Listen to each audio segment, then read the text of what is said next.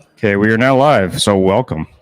Good morning again from the I'm gonna do the thing first. San Diego Used Car Week 2022. We're here, the Auto Show. Of course, for those of you who don't know, we have Ian And Jeff. So I'm just going with the trailer. Here we go. Coming to you live is the Auto Hub Show, changing automotive one show at a time with Ian and Jeff. And here we go.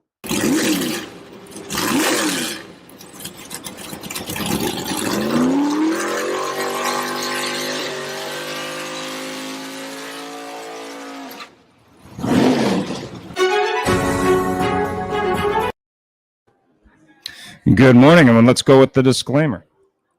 Well, the views and opinions of the guests, or in this case, guests on the Auto Hub Show, are those of them, not necessarily that of the Auto Hub Show or Ian and Jeff, just for covering that stuff. Very quiet all of a sudden. Here we go. All right, go ahead, Jeff.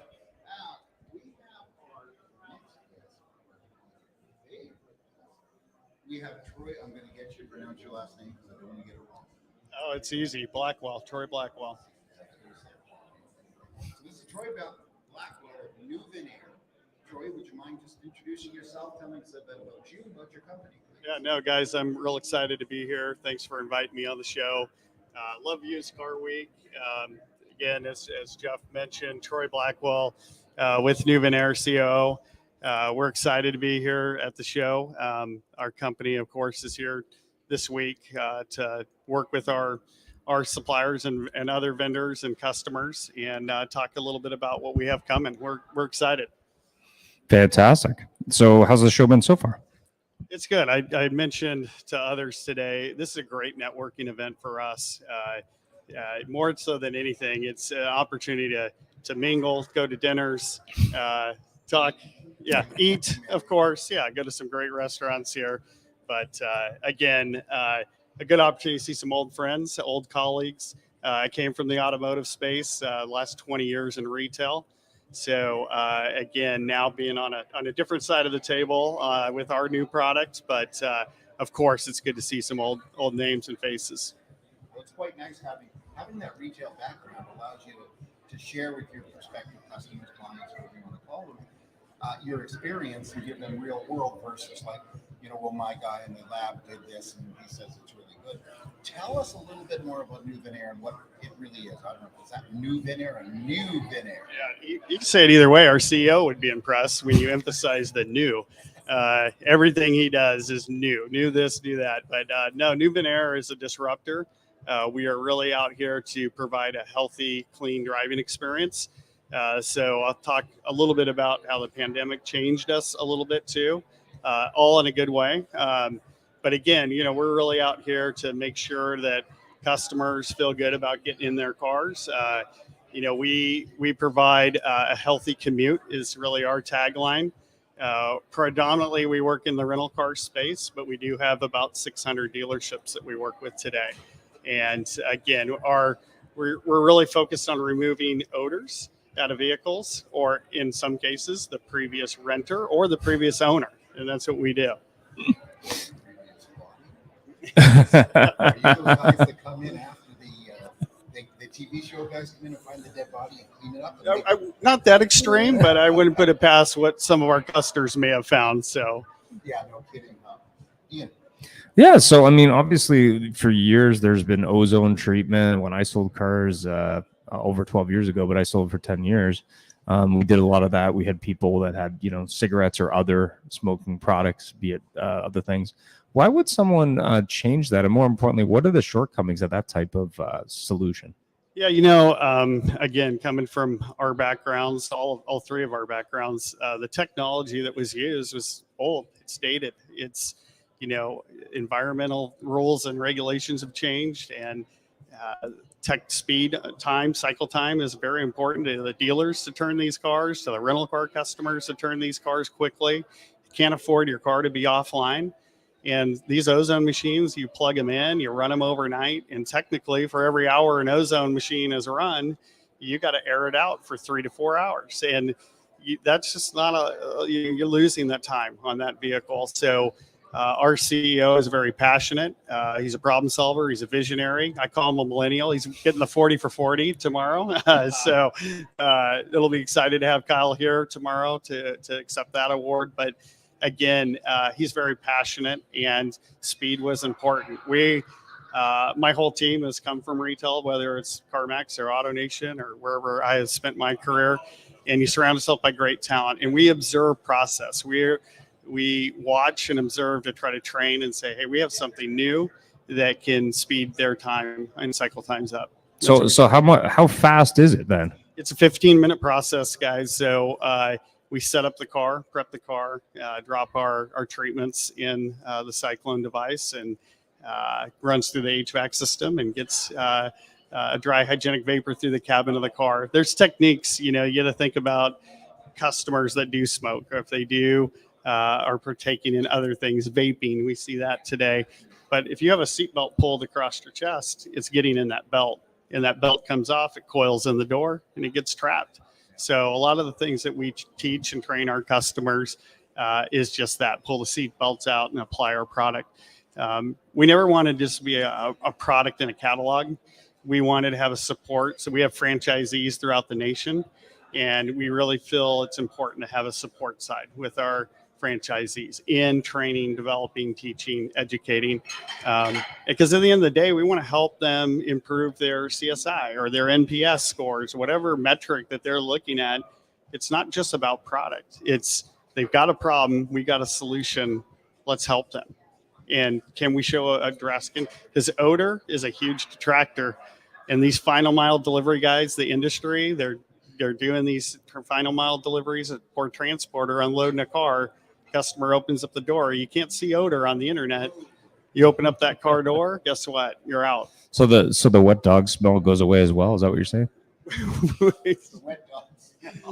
Well, the wet dog smell. I mean, it's a number of things, but yeah, great point. And those are just some of the common things that we think, even the In-N-Out bags or the McDonald bags that get thrown in the car, or vomit. I mean, After the In-N-Out, you're saying there's vomit? Well, there could be. Yeah, obviously. Depends on how many. Remember that, of course, our guests' opinions there. We nothing against In-N-Out. Depends on how many doubles they eat. Yeah. And actually, what a great opportunity for your business right now, because so many rental agencies are buying used cars because they can't get the new ones, and people are used to renting. I did one a few months ago. I rented a car, and literally 20 minutes later, I had to return it because it just didn't.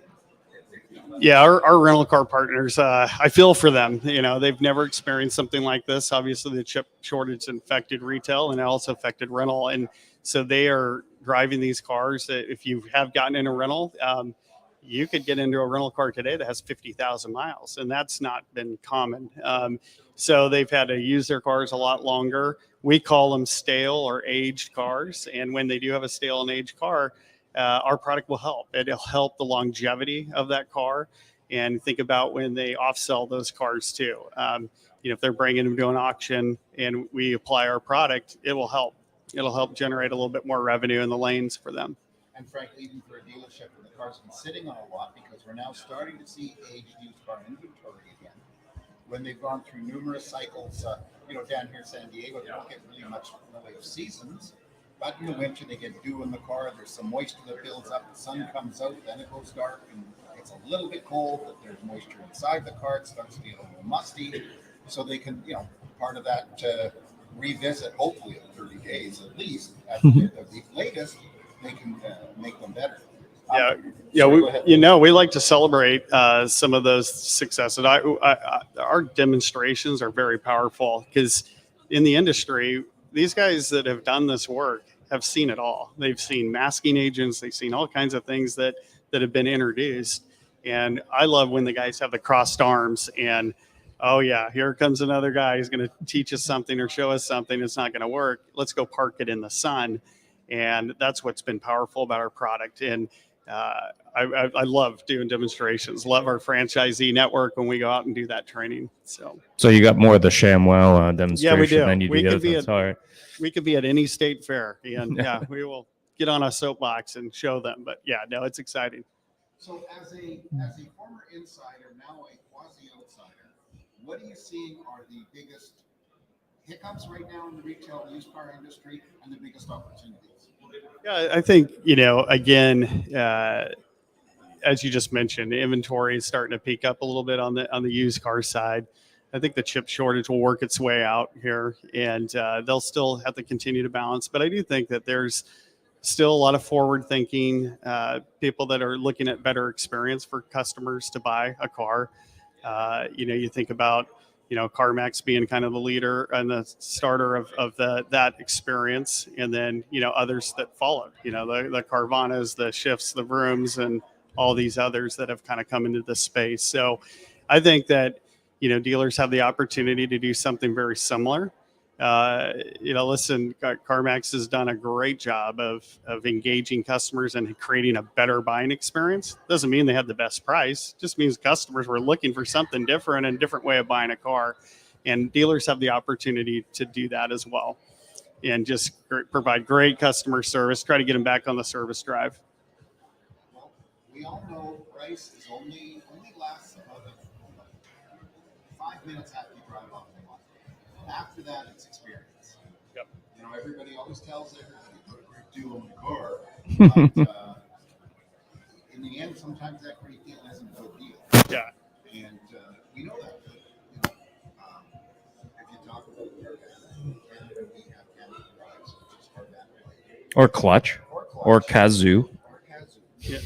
Vroom, this, that. But their process is very good. Their price is stable. But the funny part is sometimes you'll see they only want $1,000 over what they paid for the car.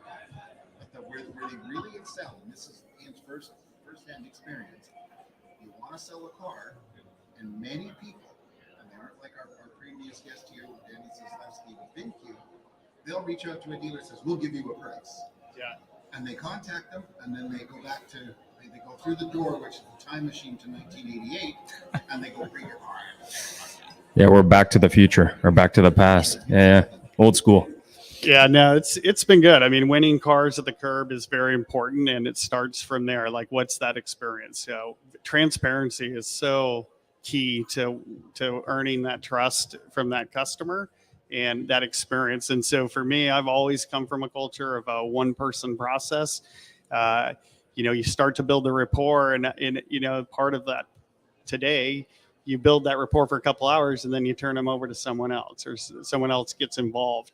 And to me, again, if we can get to that kind of a process, it makes for a better experience. So what about that customer who had an experience with your product, say at a dealership, and wants to continue that experience maybe for their ownership term of that car? Are the dealers also selling the product as well? Yeah, it's a good question. So our dealer, we're in a little over 500 dealerships across the nation. How they look at our product is they either use it as a line item in a recon process. So think of a detail pack and then an additional line to apply it. What that provides that dealer is confidence in your sales consultant. They go to every car and know that every single car had a treatment, and they're not going to open the door and go, "Oh, this is not going to be good. This could go one or two ways, really bad or really good." And so that's what some of our dealer partners have done, is they've applied it all across the board. Others have then, in addition, have offered it as a service drive offering. So think of a cabin filter, and they bolt on a new Venaire treatment. And so it helps from a retention standpoint. What are some of the struggles? I mean, EV is going to change a lot of things on the service drive down the road over time. How are you going to get the customer back into your dealership? And so those are some things that we focus on. When we go in and talk to a dealer principal or GM, we're always talking about how we can help them with revenue. We don't want to be looked at as an expense to them. So how can we help them generate revenue within their store? So is there any kind of odors that you can't remove or that are just very challenging in your opinion? Yeah, so I think that, the most difficult is the long-term rentals, repossessions, things of that, people living in their cars. Those are going to be, you always have to go to the source of whatever that odor is coming from. Once that is removed, and then you do our process, in extreme situations, not on every car, you'll always want to take care of that cabin filter. Because the cabin filter is doing what it's intended to do, trap everything that's in the cabin of that car. you mentioned EVs, so this has just popped into my mind. The EV process of HVAC in a car, that's what we got to call that, I guess, is different than an ICE. ICE, you got to wait for the engine to warm up. The heat comes from a totally different source. On EVs, it's electrical heat. Is that, and it's instant on. I got to tell you something. Best thing about an EV, if you live in a wintry climate, you start your car, the heat's on. My wife says to me, says, turn the heat on, turn it on full right now. We'll move the cars. Turn it on.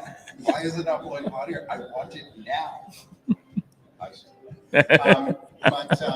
Is it different? Is it a different challenge? Yeah, and you know, kudos to Tesla. You know, as they've come to market, and Hertz has bought just recently 100,000 of their cars, gives a new customer an opportunity to get into a Tesla that you've never been in. In terms of us trading those cars, one of the great things, if in a Tesla, they have dog mode. I don't know if you know that. You can put the car in dog mode, and it has a big screen, says my dog is saved. It's at a comfortable 68. And that's how we will run our treatment. So it's a great process to have.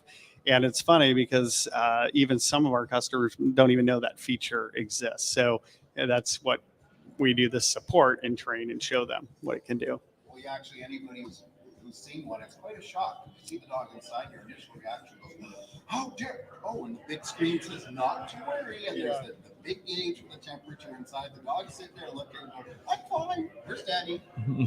Are you getting any pushback? Yeah, no, I mean, I think it's been well received. I mean, I think that it's been fascinating having, you know, there's 3 or 4 shows that we go to annually, and this has obviously been one of them that we've gone to over the last few years. But having people come over to our booth and going, wow, this is needed. We need something like this. And I may not use it, but I know someone that will. That's flattery. And when they're standing there at the booth and they're bringing others to us, or they're getting our information, really the pushback, knock on wood, we're not really seeing it. We're still relatively, I say new, but we're still educating. I spent a lot of time educating. I think during the pandemic, a lot of people had to gravitate towards disinfectant and sanitization because that's what the world was telling us. And you know, some of the manufacturers or rental reached out to the big names like Clorox and Lysol. Those were always made for households, not automotive. And high alcohol base will dry out interiors and things like that. So again, I spent a lot of time more on the education and educating our customers and partners. And in terms of new technology, obviously always adapting to new odors, I would assume. But is there any learnings over the last few years that maybe make it faster process or better process? Or obviously there's going to be a cost question from dealers, I'm assuming. Yeah, no, it's a great question. And, you know, the vaping is certainly, I would say, the newer version of from cigars to cigarettes to marijuana to now vaping and a lot of oils. So, you know, we try to look at where it's going in the cabin of the car, right? So, and a lot of it is, you know, headliner, pillar, panel, and on the back. And so we go after those things. It's not just smoke smell now, it's lavender, hibiscus. Exactly, right? And it's kind of that there. Switching gears a little bit back to the industry itself. And we love to know more about your stuff. And I got to tell you, when I walked by the booth and I looked at that, and I'm like, darn. I said a different word. But, you know, it was like, this is really cool stuff. And I believe it's hugely beneficial. But what do you see? What do you, when you're talking to people, and it is about networking, and really probably 10 to 20% of your conversations is about moving air. What else are you hearing from people you talk to here at the show? Yeah, it's just relating to their pain points. I mean, I try to keep close to the industry. Obviously, attending some of these sessions, I try to stay close, get a pulse on what they're experiencing. Yeah, I have had a chance to sit in a few. But I do want to hear and understand what they do. And I think that our whole team, or I shouldn't say whole team, but most of my team has come from retail. And when we're out there helping, it's not like we're telling them something that we've not experienced. So we can sit there and help walk them through whether it's their process to help improve it or show them where it best fits. And so I think, you know, as we greet potential clients and customers as they come up to the thing, we get excited and and ask questions, and they ask us questions, and it's been helpful. Terrific. It's quite the thing. And you notice everybody's getting over the newness of seeing somebody in person again? You know, early this year, every convention was, oh my God, you're alive. It's so good to see you. Yeah. And now we've got back to the old days. Yeah, no, I definitely, I just ran into someone I hadn't seen in a while, and they said, yeah, I haven't been here in 2 years. And, certainly the pandemic shut everything down for a lot of them. So it's like coming home for a lot of us. The venue's huge. Like, we never dreamed, we hear a hotel in San Diego, they got this crazy convention center here. He goes in and says, yeah, Jeff, it's just a little one, it's like a Vegas hotel. Yeah. Jeffy, and I love it because I live in Orange County. I'm only about an hour drive. And so it was very convenient to come down here, but it is an amazing venue. I know they rotate them, and next year it's going to be in Scottsdale for them, but they're going to work their way back here, and it's going to be great. And Scottsdale is just really hard to tolerate. It's just a really tough place. It is, and it's actually nice to see things, and I hate to say it for the Las Vegas Convention Association, but it's nice to get something outside of Vegas too. People are actually paying attention. They're not going out there. If there was one person you really want to meet or learn from here, who would that one person be? Yeah, no, I think tomorrow Steve Greenfield does a nice job with this Navicon, and as he hosts those, and he's got a good lineup tomorrow. Ernie Garcia will be here in the morning from Carvana. Obviously, they've been in the news a lot over the last few weeks, so. But he's very good. He's a good speaker. He answers all the questions that he's faced with. And so it'll be great to have him and see him in person in the show tomorrow morning. Yeah, I'd love to get a signature on my book. If he's here, I'll have to talk to him. Anyway, if you're watching this, come see us, because I'd love to get a signature and talk more about your book. By the way, it's a great book. If you haven't picked it up, you need to. Ian loves you.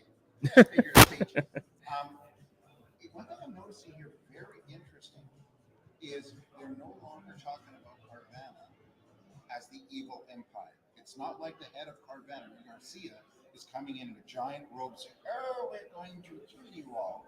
Because I literally, this is the first time I've noticed it. Up to this point, it's been, they're awful, they're terrible, they're trying to kill us. And then they did the 40 under 40 here, and they had two people from, one from Carvana, one from one of the others. And that's, in a way, it's good. CarMax, I think. Is it CarMax? I think it's CarMax. Yeah, but CarMax was a disruptor. Yeah, funded by Blockbuster, by the way, just in case you remember. That's where all their money went. Yeah. Thanks very much for taking the time. Really appreciate it. Did you have any final thoughts or tips on cleaning out smells in cars and how dealers can do that quicker? Again, check us out. Look us up, newvenair.com. Again, we're in a lot of verticals. We're anywhere from the dealerships to we're in the 19 reconditioning centers for Carvana, since we're talking about Carvana. In 500 plus dealerships, the rental car space, Manheim's, Odessa's, anywhere where there's vehicles. We look for large fleets that we can help, because at the end of the day, no one wants to get in a bad car. Fair enough. Thanks for taking the time. Jeff? Thank you, Troy. Thank you very much. Really appreciate you taking the time. I don't know why my mic is so high up there, but we appreciate it, and continued success. Yeah, great, guys. You guys put on a great show. Thank you Thanks very so much. much. Thanks for joining us. It was a great show, and follow us anywhere you would like on your favorite podcast, on Facebook, on LinkedIn, and of course on our YouTube, or subscribe to our own channel.